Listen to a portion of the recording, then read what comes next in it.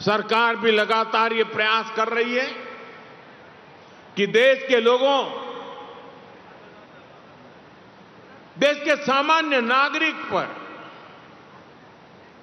इन सारी विपरीत परिस्थितियों का कम से कम असर हो। लेकिन ऐसे समय में देश को जन भागीदारी की शक्ति की बहुत बड़ी आवश्यकता है। हमें भारत के नागरिक के तौर पर अपने कर्तव्य को प्राथमिकता देनी होगी। इससे पहले के दशकों में भी जब जब देश युद्ध या किसी और अन्य बड़े संकट से गुजरा है, सरकार की अपील और उस अपील पर हर नागरिक ने ऐसे ही अपना दायित्व निभाया है। आज भी जरूरत है कि हम सब मिलकर अपना दायित्व निभाएं। देश के संसाधनों पर पड़ने वाले बोझ को कम करें। आप भी जानते हैं कि भारत कितने ही उत्पादों को मंगाने के लिए लाखों करोड़ रुपए की विदेशी मुद्रा खर्च करता है। इसी समय विदेश से आने वाले उत्पादों की कीमतें भी आसमान छू रही है और सप्लाई चेन भी पूरी तरह तहस नहस हो चुकी है। और इसलिए देश पर यह दोहरा संकट है। जैसे बूंद बूंद से घड़ा भरता है, वैसे ही हमें हर छोटे बड़े प्रयास से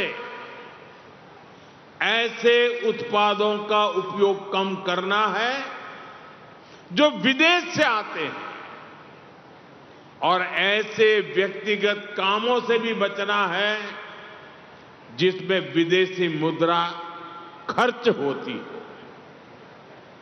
साथियों, भारत के इंपोर्ट का बहुत बड़ा हिस्सा क्रूड ऑयल है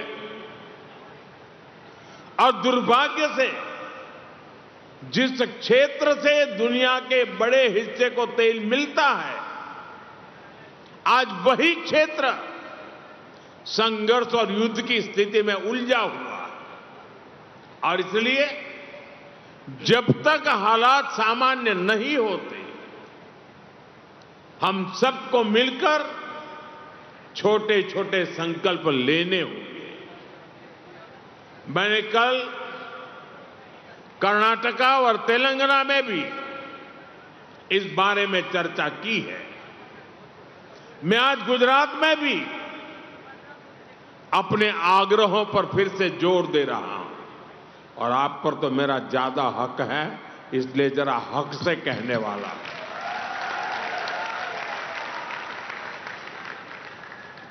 मेरी देश के हर नागरिक से अपील है, जहां संभव हो पेट्रोल डीजल का उपयोग कम करें।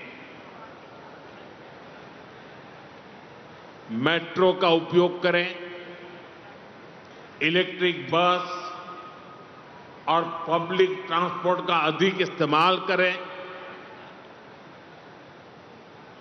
कार पुलिंग को बढ़ावा दें। जिनके पास कार है वे एक गाड़ी में ज्यादा लोगों को साथ लेकर चलें। जिनके पास ईवी है वे भी दूसरों की मदद के लिए आगे आए। साथियों, डिजिटल टेक्नोलॉजी ने अब इतना कुछ आसान बना दिया है, टेक्नोलॉजी की मदद भी हमारे लिए बहुत फायदेमंद होगी।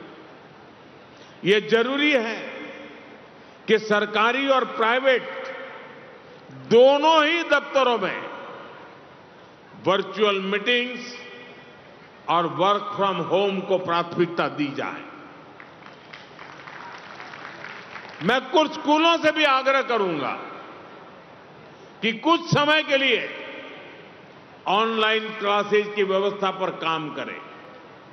साथियों, सिर्फ ईंधन ही नहीं, खाने के तेल पर भी देश की बड़ी विदेशी मुद्रा खर्च होती है। अगर हम थोड़ा संयम बरतें,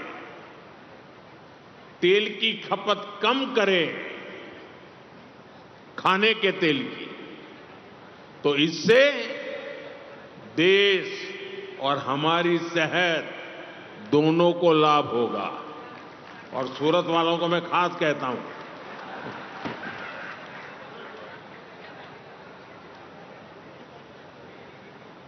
इसी तरह मैं आज समाज के सभी भाई बहनों से, मैं आपके परिवार का सदस्य हूं इसलिए आग्रह से कहता हूं, और इसमें तो आपको आगे आकर के मेरी मदद करनी पड़ेगी। सोने की आयात पर भी देश का बहुत बड़ा पैसा विदेश जाता है। मैं आप सबसे, देशवासियों से आग्रह करूंगा कि जब तक हालात सामान्य न हो, हम सोने की खरीद को टालें। गोल्ड की जरूरत नहीं है।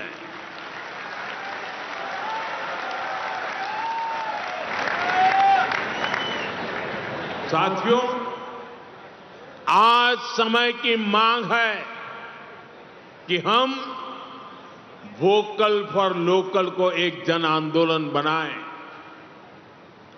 विदेशी सामान की जगह लोकल उत्पादों को अपनाएं।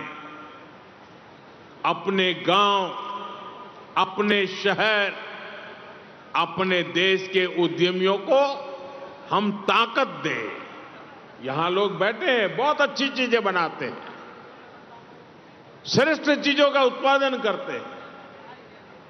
साथियों, हमारे में से ज्यादातर खेती के कारोबार की दुनिया से पैदा होकर के यहां आए हैं।